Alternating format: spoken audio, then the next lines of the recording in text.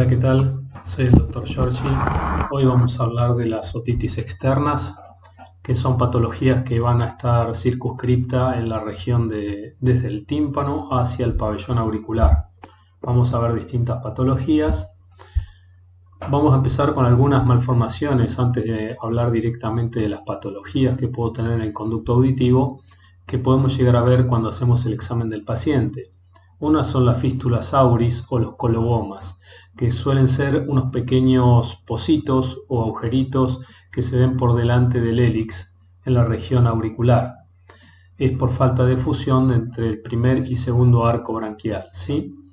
También podemos llegar a confundir con una infección un otohematoma. Habitualmente los golpes tangenciales sobre el pabellón auricular pueden generar cizallamiento entre la piel y el cartílago, y como el cartílago se nutre por imbibición, si se produce un frote de estas dos regiones, puede generarse un hematoma que va a separar la piel del cartílago y posteriormente va a generar la necrosis del cartílago porque no puede nutrirse por difusión, ¿sí?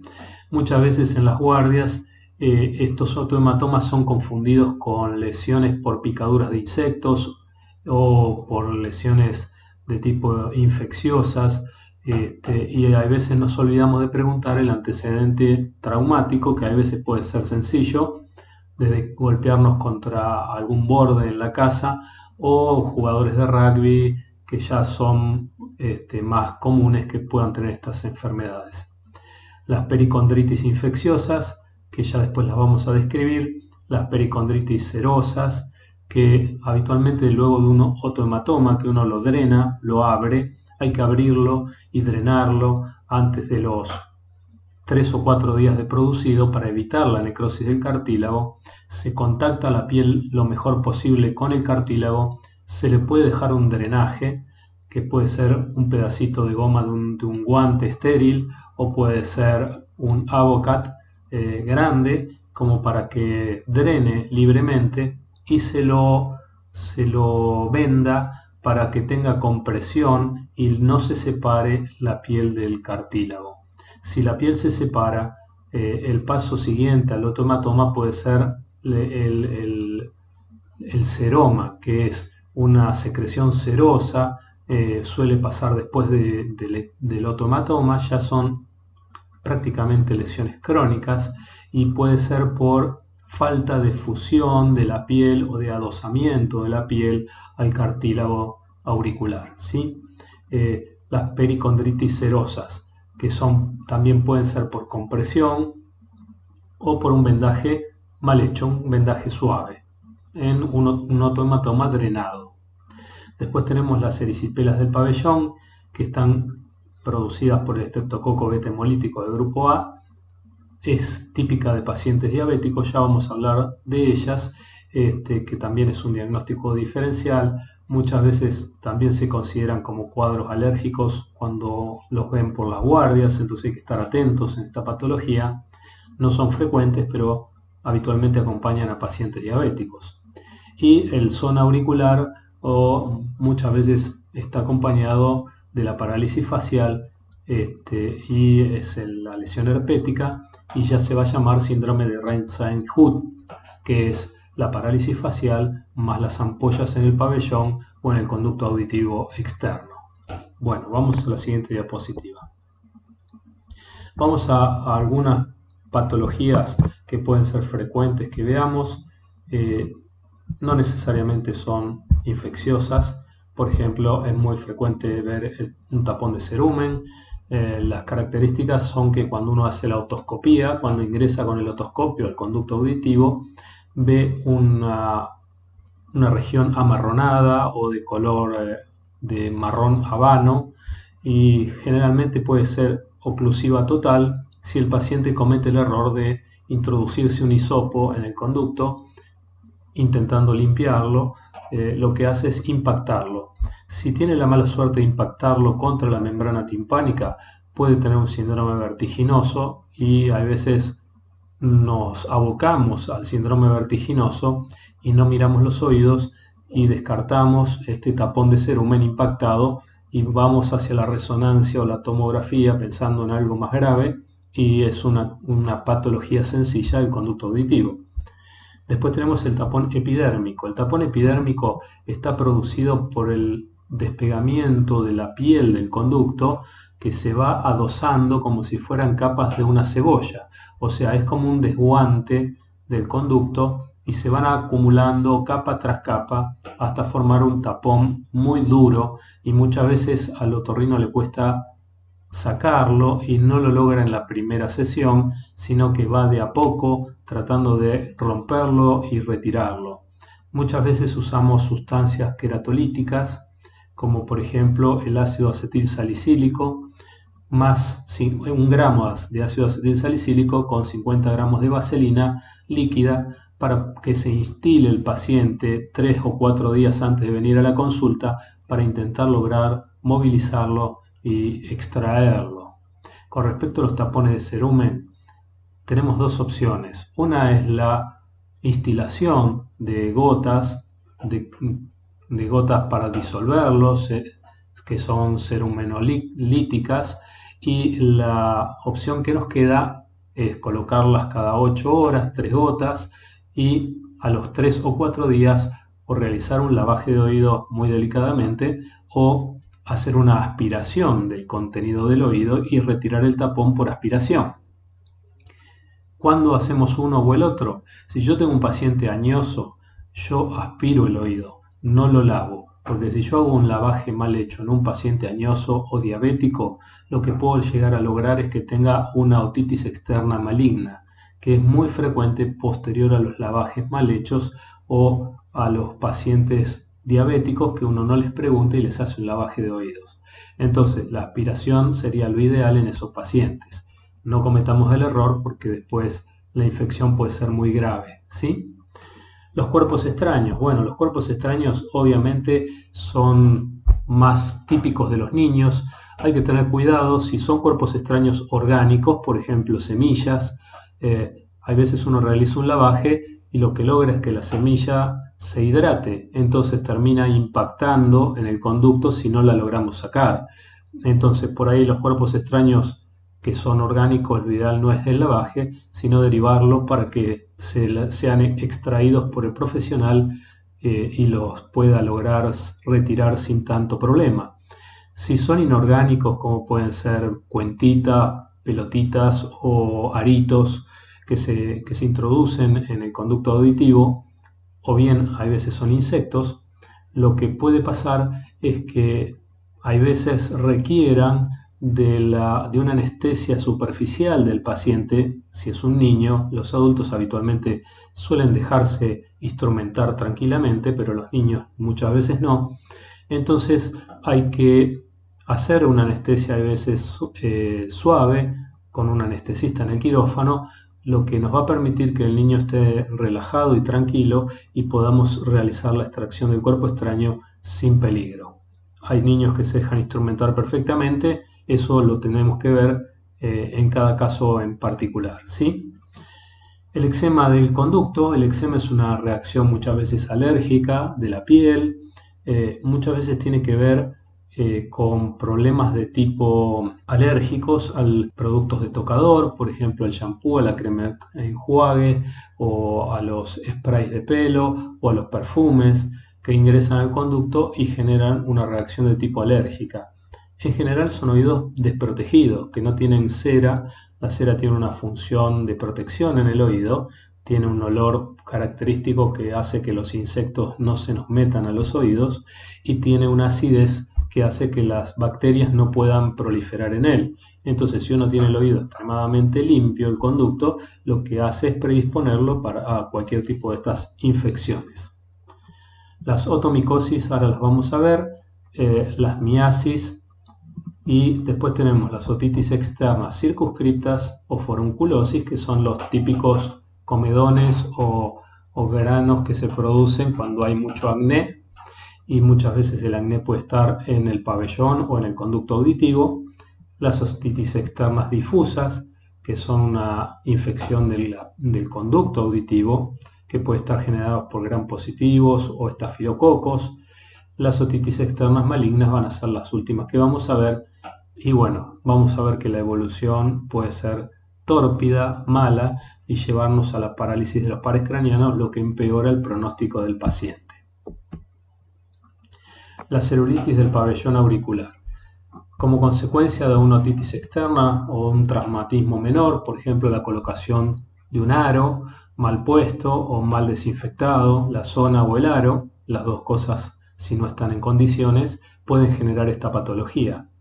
Los patógenos generalmente son gram positivos y puede estar también involucrada a veces la pseudomonas. Los síntomas, ¿cuáles son? El pabellón se pone rojo, intenso, se hincha, está caliente, doloroso. Puede propagar esta infección si uno no la combate rápidamente hacia la cara y puede generar el impétigo, que es causado por el estafilococo, y genera vesículas que se van a romper y van a generar lo que nosotros llamamos costras melicéricas, porque son costras amarillas sobre la piel, ¿sí? ¿Cuál es el tratamiento? Obviamente hay que retirar el aro o he visto pacientes que han tenido aguijones de abejas o algunos microtraumatismos por rascado y han generado esto. Habitualmente se puede utilizar o se utilizan antibióticos vía oral. Las cefalosporinas de primera generación son una buena elección. Se dan entre 7 y 10 días. Obviamente hay que retirar el aro en caso de que sea el causante de esto o el cuerpo extraño, el aguijón que lo haya generado. Y hay que controlarlo a las 48 horas. De no evolucionar bien, habría que rotar el antibiótico y se pueden utilizar algunas cremas de contacto como el ácido fusídico, que es una elección tópica junto con el antibiótico oral. La erisipela ótica. La erisipela es una afección causada por el estreptococo beta hemolítico del grupo A. Puede generar una celulitis superficial, que es de color rojo fuego. Puede generar fiebre con malestar general. Es una patología contagiosa y el tratamiento antibiótico a altas dosis. Habitualmente anda muy bien con la penicilina benzatínica. En un adulto se puede utilizar 2.400.000 unidades intramuscular. Obviamente, si el paciente no es alérgico, si no hay que rotar los antibióticos por otro tipo de opciones. En general, también puede andar bien en la erisipela las quinolonas, que son la opción a los alérgicos a las penicilinas. ¿Cuál es la característica? En general se producen por una mala circulación en la zona, en diabéticos, donde hay microangiopatías, o pueden ser producto de aumento de la secreción serosa de la piel y generar un terreno predispuesto para la proliferación de esta bacteria. El herpes zóster óptico o el síndrome de Ramsay-Hunt es una infección viral del pabellón auricular, del oído externo. Tiene antecedentes en general el paciente de haber tenido una varicela previa, una varicela zóster. El virus está latente en el ganglio geniculado y del nervio facial. Y ante la baja de defensa o el estrés de un paciente o la inmunodepresión leve por mala alimentación, se puede reactivar y generar la enfermedad. Es lo habitual que el paciente sienta un dolor muy exquisito, muy intenso, como si fuera quemante en el oído, y uno de primera instancia lo examina y todavía no ve las vesículas, lo cual opta por ahí por hacer una medicación empírica, y a los 2 o 3 días el paciente nos vuelve a ver con una parálisis facial o una paresia facial, producto ya de la evolución del zóster. Algunos no evolucionan a la parálisis, entonces solamente voy a ver las vesículas y no voy a ver ningún déficit a nivel muscular en la cara del paciente. Son parálisis o paresias periféricas, no centrales. Entonces, la erupción de las vesículas generalmente son en el pabellón y en el conducto. Puede extenderse a otras áreas inervadas, tanto de la cara, o sea, aparecer también vesículas en la cara, en las regiones que inerva los músculos y la parte sensitiva de la cara, trigeminal, y puede tomar el nervio vago y el glosofaringeo, ya que también comparten la inervación del conducto. Entonces puedo tener algunas ampollas en el paladar, en la mucosa yugal o en la hipofaringe, que es característico que el paciente refiera dificultad a la deglución o dinofagia o molestias importantes, ¿sí? El tratamiento es el aciclovir oral. En general, lo que se puede utilizar son 800 miligramos de aciclovir cada 8 horas. El tema de los esteroides orales es controvertido. ¿Por qué? Porque muchos lo utilizan para evitar las neuralgias posherpéticas. El problema más grande va a ser la neuralgia posherpética del paciente, que va a quedar un dolor crónico en la región inervada por los nervios que son tomados por el herpes, y eso va a llevar al paciente a una molestia durante 6 meses aproximadamente, y algunas veces se prolonga un poco más. Por eso se usa para esos pacientes los antidepresivos tricíclicos como la amitriptilina para tratar la neuralgia posherpética. A mí me dio resultado muchas veces para evitar esa neuralgia la asociación del aciclovir junto con la asociación del diclofenac, la betametasona y la vitamina B12, que viene en un comprimido. Las marcas comerciales en este momento no las vamos a decir, pero bueno, vienen las 3 componentes en un solo comprimido sumado al aciclovir. Entonces utilizamos ese comprimido antiinflamatorio que se usa para las lumbalgias o las neuralgias a dosis de un comprimido cada 12 horas, y el aciclovir de 800 miligramos también cada 12 horas. Y vamos cómo evoluciona diariamente la parálisis. El eczema del conducto. El eczema del conducto es una dermatitis crónica del conducto que puede tomar el pabellón y la región preauricular.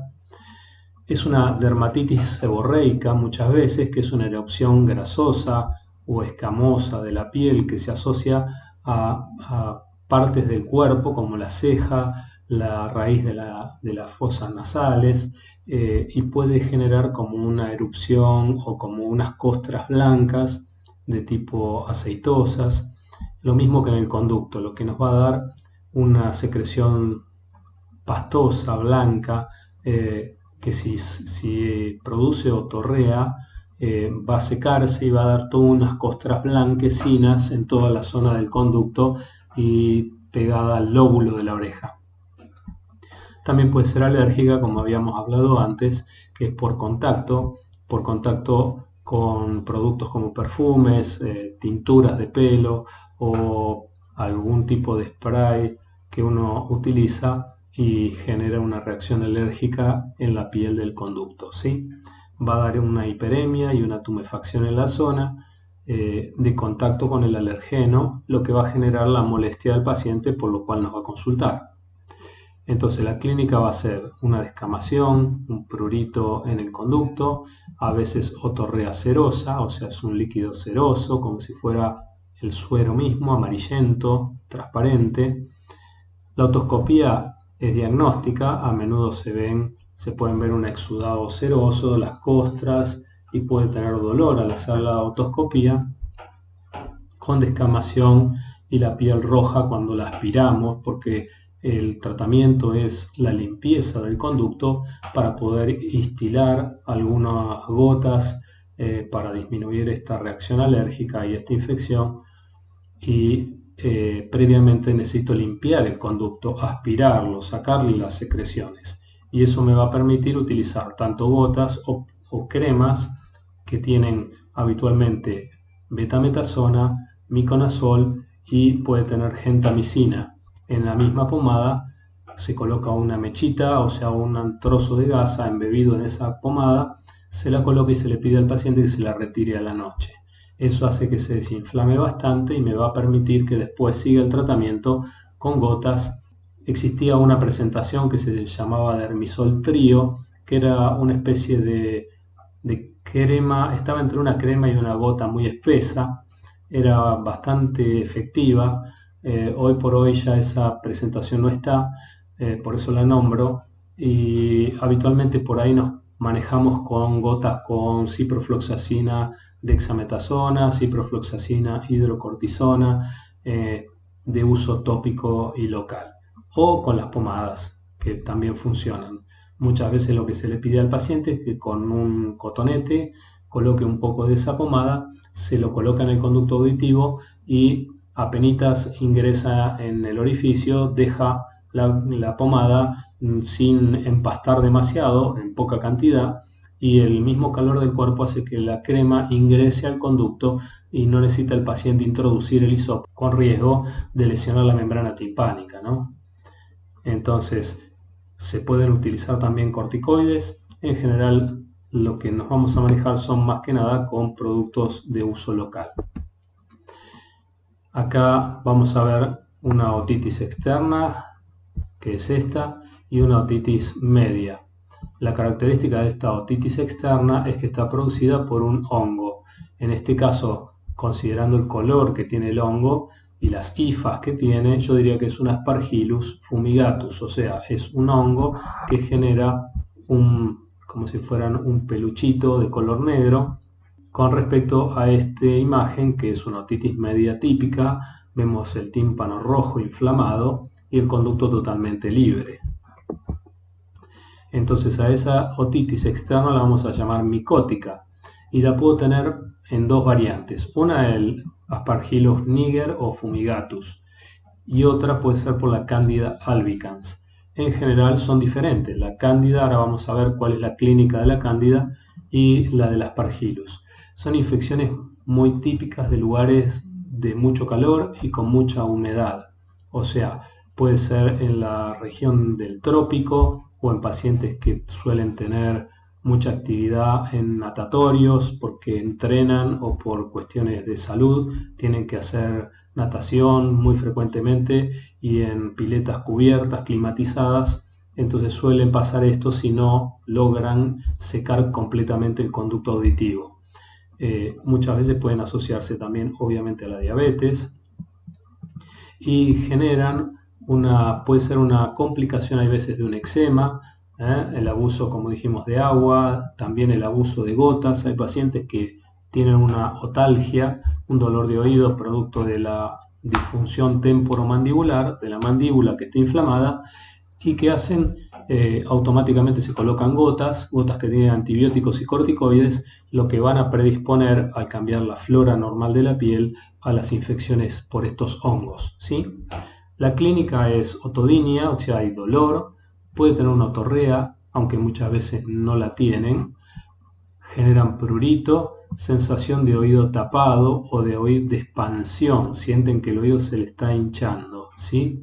El diagnóstico es la otoscopía y se evidencian las hifas blancas, que son como esos pelitos que pueden ser también de color marrón, y si fuera una Candida albicans, nosotros decimos que se parece lo que vamos a encontrar en el oído a papel de diario masticado. ¿Por qué? Porque es como una sustancia compacta de color blanco grisácea con sectores más negros y es muy típico como si fuera papel de diario mojado, de un periódico mojado y aplastado, entonces tiene esas características. Esa es lo más típico de la cándida, ¿sí? Entonces el diagnóstico es otoscópico puro. Se puede tomar una muestra como para estudio, pero en general no lo hacemos. Y el tratamiento es siempre en el conducto auditivo es aspiración para que los medicamentos que yo voy a utilizar tengan una mejor dinámica dentro del conducto, porque si se interpone la secreción o la supuración, los productos que yo instile en el oído no van a contactar con la piel, entonces la evolución va a ser mala, ¿sí? Entonces voy a aspirar, voy a instilar antimicóticos como el bifonazol o el econazol. Habitualmente lo hacemos con antimicóticos en loción, no utilizo cremas, utilizo las lociones. Hay algunas presentaciones que traen un antimicótico, traen un antibiótico y traen un corticoide en gotas. Habitualmente yo no la utilizo, voy directamente al bifonazol o al econazol, hay presentaciones en loción. Muchas veces hay que tener presente que estas infecciones pueden ser asociadas a unas bacterias, entonces las presentaciones que tienen antibióticos tampoco estaría mal en caso de que yo con el antimicótico solo no tenga una evolución favorable en corto tiempo, ¿sí? Y obviamente tengo que investigar que no sea un paciente diabético desde ya. Bueno, acá vamos a ver distintas otitis micóticas. Acá tenemos Aspergillus, acá también, acá tenemos cándidas, acá cándida con un poco de Aspergillus, ¿sí? O sea, nunca son enfermedades puras. Vean en esta presentación cómo se produce una estenosis del conducto, se cierra el conducto, lo que a veces nos obliga a colocar una gasita embebida en esas pomadas que tienen antimicóticos, corticoides y antibióticos para que el conducto se desinflame y se expanda, porque si no, no voy a poder instilar gotas en un oído prácticamente obturado, ¿sí? Por la inflamación. Las miasis son infecciones del conducto auditivo externo por larvas de moscas. El problema de las miasis es que muchas veces nos ponemos debajo de luces de noche cuando estamos cenando, hay veces afuera, en lugares, en días de calor, y los insectos están volando alrededor de las luces y puede ser que alguno se nos introduzca en el oído. ¿Qué es lo que deberíamos hacer? Lo que deberíamos hacer es llenar el conducto auditivo externo de alguna sustancia pegajosa. Lo normal en una guardia sería silocaína jalea, pero si yo estoy en un domicilio solo y no tengo un médico para consultarle, lo que puedo hacer es llenar el conducto auditivo de aceite para que la mosca o el insecto que ingresó no se movilice más. ¿Por qué? Porque una vez que el insecto se muere y no se moviliza más, se va a calmar la sintomatología que va a generar, porque el oído es muy sensible. Entonces nos puede generar un dolor intenso, muy agudo, producto de la movilización del insecto. ¿Qué es lo que suele pasar? Muchas veces ingresa, pero no se le permite por el diámetro del conducto que gire y pueda volver a salir. Entonces, ¿qué es lo que hacen muchas personas? Se introducen algún artefacto como un clip de pelo o un palito de fósforo y aprietan la mosca introduciéndoselo en el conducto auditivo, lo que hace que la mosca automáticamente libere los huevos en el oído. Entonces muchos logran sacar el insecto, pero no se dieron cuenta que al comprimirla hicieron que la mosca depositara los huevos dentro del conducto. ¿Qué es lo que pasa? Automáticamente esos huevos eclosionan y salen las larvas y a las horas estas larvas se introducen por debajo de la piel y empiezan a tunelizarla.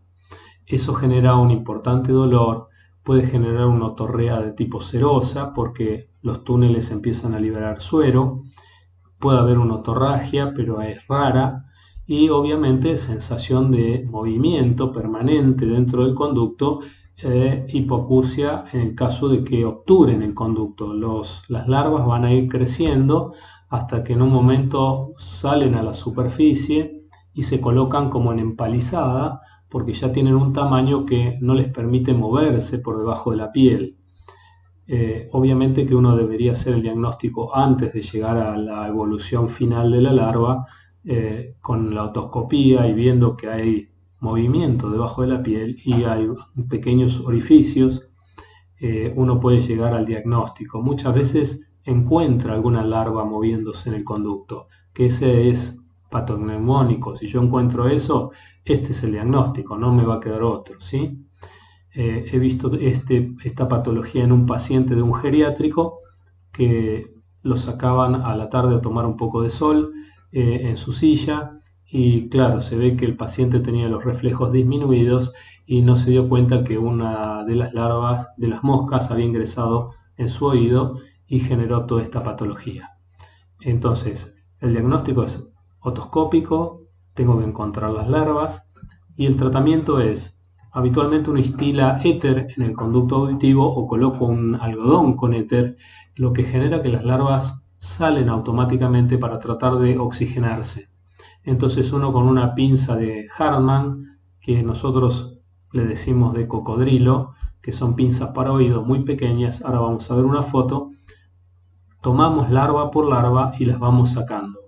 Es un trabajo tedioso, hay que hacerlo muchas veces en varias sesiones, porque en una sola uno no logra retirar la totalidad de las larvas. Pueden ser hasta 40 larvas en un paciente, o sea que no son pocas, y habitualmente es de extracción manual. Uno puede llegar a aspirarlas siempre y cuando tengan un diámetro que permitan que las atrape el aspirador o son muy pequeñas y se pueden aspirar fácilmente, pero no es lo usual, ¿sí?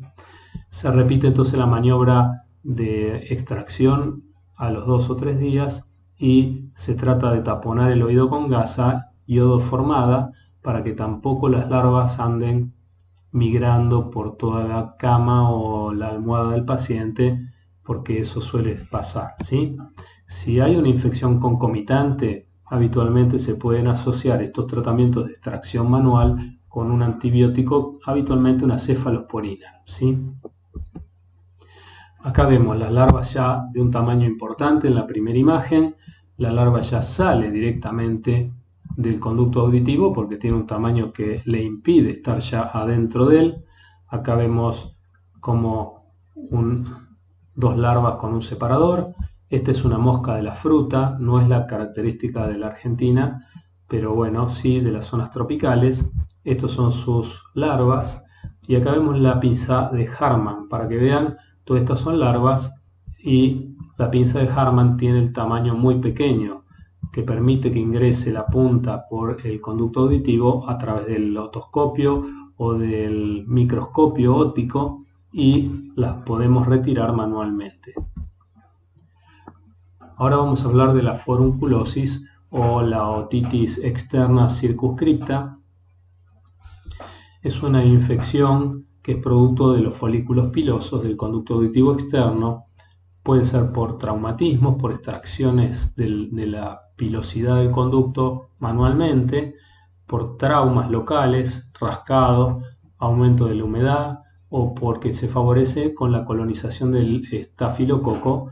Habitualmente generan un dolor exquisito en el conducto y el diagnóstico suele ser otoscópico también, donde se ve una zona rojiza circunscripta en el conducto auditivo externo y sobrelevada que al cuarto a quinto día aparece un punto blanco que va a ser la zona de mayor tensión donde vamos a poder evacuar este absceso, este pequeño absceso o forúnculo y drenarlo, lo que va a calmar automáticamente el dolor. Muchas veces esta proliferación de la enfermedad hace que obture el conducto y veamos como si fuera una pelotita subdérmica por debajo de la piel que obtura el conducto auditivo externo.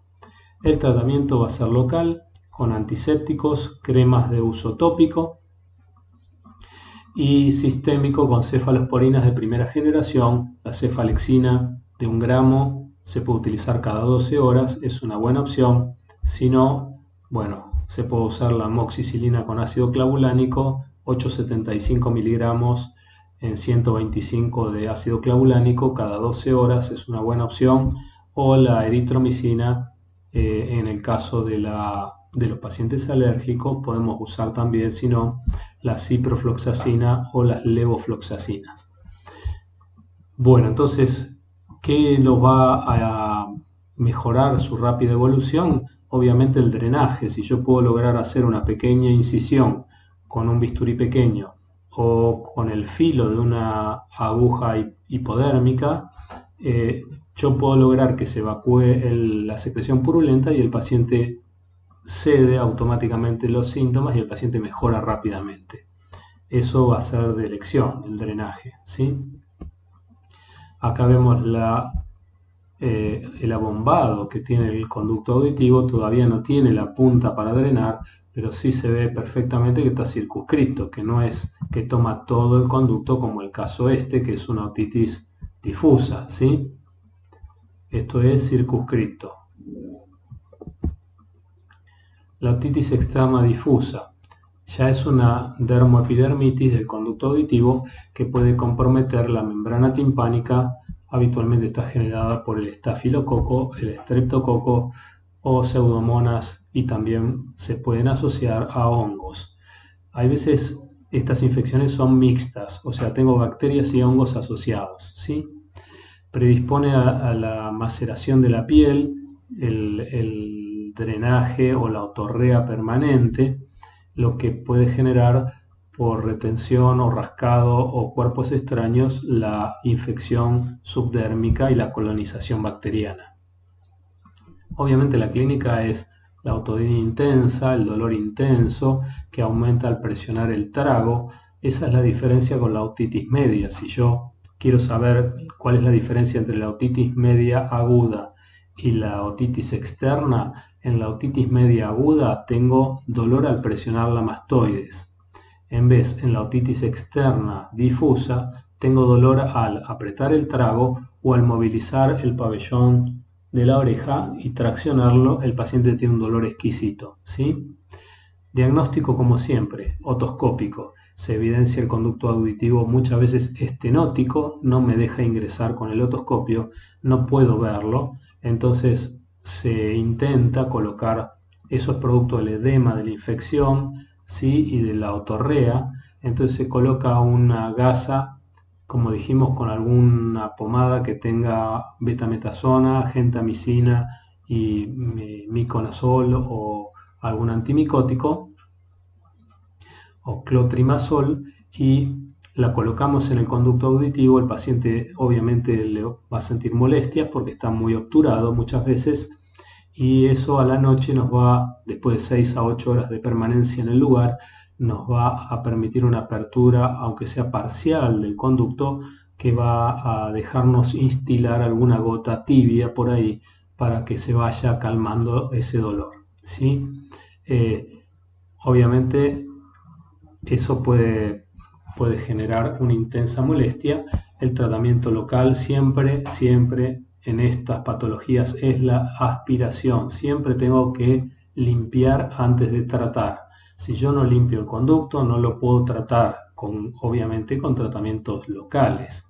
Si yo no lo voy a limpiar porque no puedo, porque está estenosado, bueno, puedo empezar con un tratamiento bioral, con un antibiótico empírico, más un antiinflamatorio. Entonces con eso yo puedo empezar a tratar al paciente hasta que lo vuelva a ver si me permite la aspiración y asociar o no un tratamiento local, ¿sí?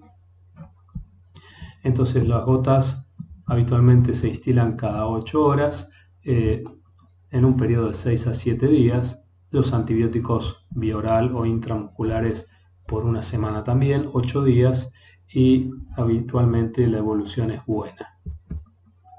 Acá vemos una otitis externa forunculosa con el sector para drenar. Acá vemos la misma otitis forunculosa y acá vemos la otitis difusa. Ven como el conducto está totalmente ocupado, ¿sí?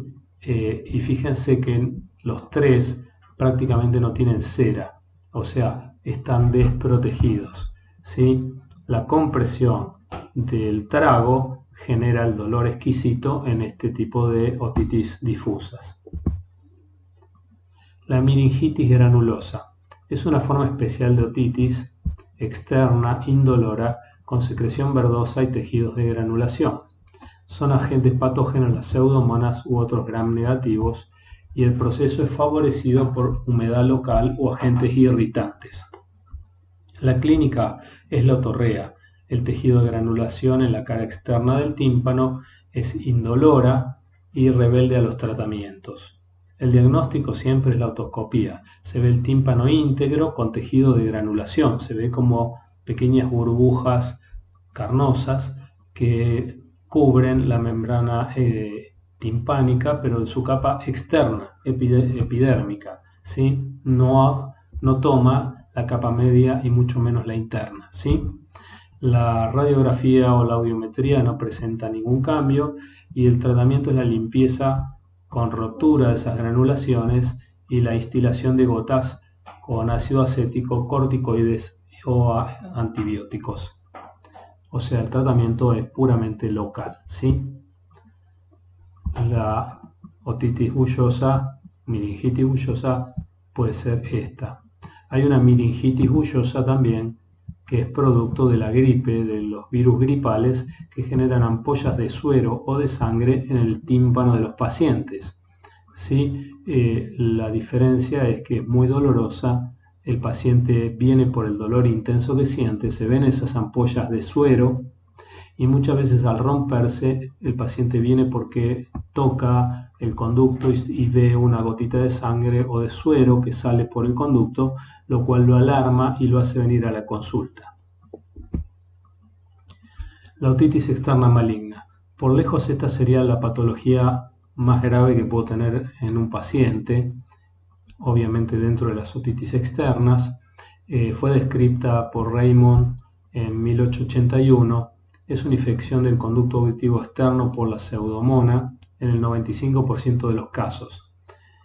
Puede generarse por otros patógenos, sí, por el Aspergillus fumigatus, la Malassezia, el Cynopodalis, el Staphylococcus epidermidis, pero digamos la gran mayoría es por la pseudomonas y muchas veces nosotros la generamos realizando un lavaje en un paciente diabético o añoso o inmunosuprimido. No se debe hacer lavaje a discreción. Hay que pensar cuál es el paciente que se va a beneficiar de esa práctica y cuál debe pasar a una aspiración del conducto posteriormente a la instilación de alguna gota. Hay gotas queratolíticas o cerumenolíticas que se asocian con antibióticos. Entonces, yo tengo un paciente diabético, puedo utilizar esas gotas que vamos a nombrar una, el Sinserum Biotic, trae un antibiótico y trae una sustancia que va a disolver, que es muchas veces el carbonato del calcio, que va a disolver el tapón de cerumen y me va a permitir extraerlo. Si yo cometo o por traumatismos tenemos la infección de la pseudomonas, generalmente son pacientes grandes, añosos. El problema es que casi exclusivamente se asocia a diabéticos, obviamente insulino dependientes y mal controlados, añosos e inmunodeprimidos. La frecuencia es de 2 a 1 en hombres mayores de 60 años y es muy excepcional en niños. La infección se origina en el conducto auditivo externo y suele sobrepasar el revestimiento cutáneo, o sea, se ingresan las bacterias por debajo de la piel, generando lo primero que generan es una condritis, o sea, infectan el cartílago. Y segundo, pasan al hueso, generando una osteomielitis. Pueden erosionar hacia la región anterior y tomar la articulación temporomandibular, o las bacterias pueden ir hacia abajo, hacia la región inferior a través de la fisura de Santorini y ir al espacio periparotidio o generar una parotiditis por la pseudomonas, y si van hacia la región posterior una mastoiditis, y puede incluso invadir endocráneo y generar parálisis de los pares craneanos. Puede acompañarse, si está totalmente descontrolada la enfermedad, en zonas de necrosis, como vemos en estos pacientes, amplias zonas de necrosis.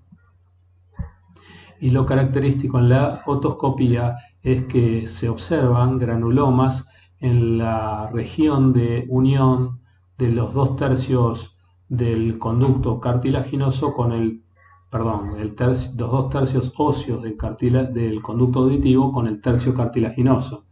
En esa unión se observan los granulomas que habitualmente uno los puede sacar y mandar a cultivar, y nos va, con un hisopado también del conducto, nos va a dar el resultado habitualmente de una pseudomonas. La clínica de la otitis externa maligna, los síntomas y signos son inespecíficos, aunque tienen un dolor exquisito que puede aumentar en la noche. En general es una otitis difusa, no es circunscripta, la otalgia es muy intensa, el paciente y nosotros los médicos muchas veces la utilizamos para ver la evolución de la enfermedad. Si la evolución es buena, la otalgia disminuye; si la evolución es mala, la otalgia perdura y persiste y se incrementa. La otorrea es de color amarillo verdoso con un olor característico de la pseudomonas. Tienen prurito porque genera una emaceración de la piel del conducto, y pueden tener cefalea, hipoacusia conductiva o fiebre, que es de rara aparición. En general el paciente no suele tener fiebre. Signos clínicos: tenemos el tejido de granulación en el conducto, como yo ya les había contado, en la unión osteocartilaginosa del piso habitualmente y en la pared anterior, o sea, donde se une el tercio cartilaginoso con los 2 tercios óseos del conducto. Hay un edema, una estenosis con una secreción serosa y el edema blando por debajo del CAE entre la mastoides y el maxilar inferior. El laboratorio en general es inespecífico, puede estar aumentada la eritrosedimentación, los blancos suelen estar aumentados, pero se puede seguir la enfermedad, la evolución de la enfermedad con la eritrosedimentación. Si yo tengo una eritrosedimentación que me va aumentando con los sucesivos análisis sanguíneos, entonces me está hablando de que el tratamiento que yo estoy utilizando no es el correcto o tengo una bacteria multiresistente y se está complicando la situación. Muchas veces, como son diabéticos, cursan con hiperglucemia debido a la infección y se puede hacer un centellograma con tecnesio 99 para el seguimiento de la enfermedad. Algunos usan tecnesio, otros usan galio. La diferencia es que uno marca inflamación y el otro marca la infección, ¿sí? No en todos los lugares contamos con equipos para hacer centellografías, pero bueno, si lo podemos tener es una opción. El diagnóstico es clínico, la biopsia forma parte del diagnóstico de esos tejidos de granulación, como habíamos hablado, que son muy característicos en esta enfermedad y donde se puede aislar la pseudomonas, ¿sí? Ceruse en 1993 puso unos criterios que hablan de la enfermedad. Si el paciente tenía estos criterios, era típico que fuera esta enfermedad. Como la otitis externa refractaria a los tratamientos, son pacientes que uno le hace un tratamiento estándar y andan mal, entonces nos vuelven a visitar con prácticamente el oído en iguales condiciones o empeorado después de hacer el tratamiento que uno le da, entonces son refractarios, ¿sí?, a los tratamientos. La otalgia es severa, es muy importante, que empeora la noche, el exudado purulento, los tejidos de granulación, obviamente aislar la bacteria, un tecnesio 99 positivo y la diabetes mellitus como patologías de inmunosupresión de los pacientes. ¿Qué puedo pedir? Puedo pedir una tomografía axial computada. Si yo tuviera que elegir, elegiría la resonancia magnética porque quiero ver qué tejidos tengo afectados. Si tuviera la posibilidad de hacer un tecnesio 99, me lo haría, o un galio con diagnósticos para diagnóstico y seguimiento. ¿Cuáles pueden ser las complicaciones? Como habíamos hablado en algún momento, la osteomielitis de la base del cráneo es una de ellas, con necrosis de los tejidos. Algunos sugieren cirugías para limpiar esos tejidos que entran en necrosis. Otros dicen que las cirugías empeoran la situación porque favorecen, digamos, la dispersión de la pseudomonas. Entonces, en el caso de los pacientes que yo he tratado, intenté no debridar los tejidos afectados y no he tenido tan mala evolución. Los pacientes han cursado satisfactoriamente la patología. Tenemos la parálisis de los pares craneanos del séptimo, ¿sí?, por el orificio estilomastoide, del noveno, décimo y décimo primer par en el orificio rasgado posterior. Eso va a hablar de mal pronóstico. Si yo tengo parálisis de los pares craneanos, me habla de mal pronósticos. Ahora vamos a ver cuál es el porcentaje de sobrevida de estos pacientes, y con las parálisis periféricas de estos nervios, la sobrevida es baja porque es una de las peores complicaciones. Obviamente la meningitis es posterior al ingreso de las bacterias por los orificios craneanos. Las tromboflebitis de la yugular interna y del seno lateral es una de las complicaciones. La trombosis de la arteria carótida interna es también una grave complicación. Y los abscesos cerebrales, que se llaman abscesos otógenos porque en general se dan en el lóbulo temporal.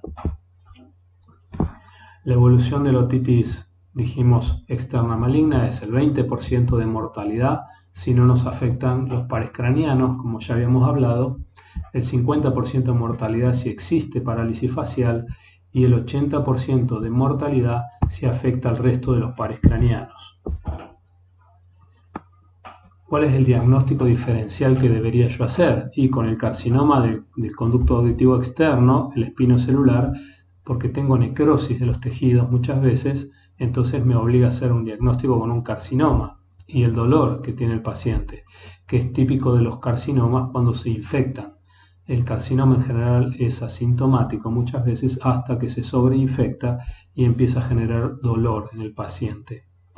Las granulomatosis de Wegener, la histiocytosis X y las otitis externas difusas son los diagnósticos diferenciales. ¿Qué tratamiento le voy a hacer? El que hablamos durante toda la charla. Aspiración, limpieza, debridamiento. Con una pinza voy a extraer esos pólipos del conducto y voy a instilar gotas con ciprofloxacina, que es controversial por los cambios de la flora bacteriana que producen, pero voy a tratar de acidificar el medio, por ejemplo, instilando ácido bórico o que puede venir en polvo o en solución. La acidificación del medio hace un medio no propicio para la pseudomonas y ayuda mucho a la buena evolución del paciente. Obviamente un tratamiento sistémico que puede usar la ciprofloxacina bioral o intramuscular o las cefalosporinas de tercera generación por 4 a 8 semanas de tratamiento, ¿sí? La cámara hiperbárica la puedo usar si yo tengo una pseudomonas que me toma la parótida o va hacia base de cráneo y tengo un paciente diabético con una microangiopatía, entonces no tengo una buena llegada del oxígeno hacia las zonas afectadas ni tampoco tengo buena llegada de los antibióticos. Entonces la cámara hiperbárica va a evitar que se me necrosen tejidos distales al conducto auditivo externo. Entonces es una muy buena opción cuando ya tengo la enfermedad en progreso. Entonces la voy a usar solamente en los casos complicados. En la Argentina tenemos no muchas cámaras hiperbáricas, pero habitualmente el Hospital Naval es uno de ellos que suele colaborar con todos los hospitales y permitirnos llevar a nuestros pacientes.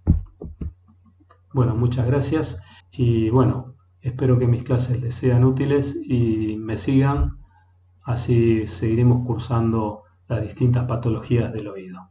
Muchas gracias y nos vemos en la próxima.